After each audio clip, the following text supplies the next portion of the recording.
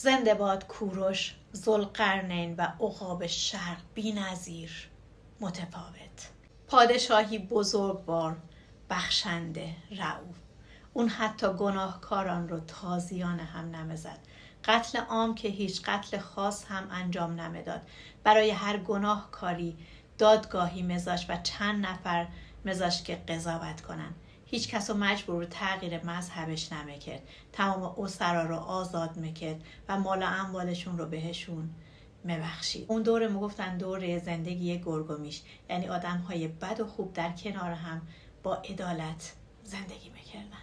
دانیال نبی پیش بینی کرده بود که پادشاهی ذوالقرنین میاد و مردم یهود رو از دست پادشاه خونخوارشون نجات میده، اورشلیم از نو بنا میشه و خونه های ویران شده دوباره ساخته میشه.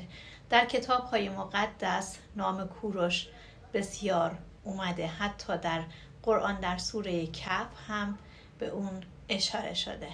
شبی پادشاه ماد در خواب دید که از شکم دخترش ماندانا تاکی رویید و کل آسیا رو تسخیر کرد.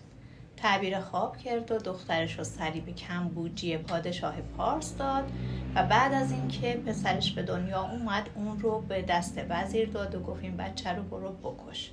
اون برد داد به چوپان و چوپان از اونجایی که زنش تازه طفلش رو مرده به دنیا آورده بود بچه رو به سرپرستی قبول کرد. این بچه در خفا بزرگ شد و همبازی بچه های وزیر وزرا بود. یک روز با اونا دعوا شد و اونا شکایت بردن پیش شاه و شاه از جرأت و گستاخی این بچه تعجب کرد و بعد از تحقیق فهمید که این نبشه.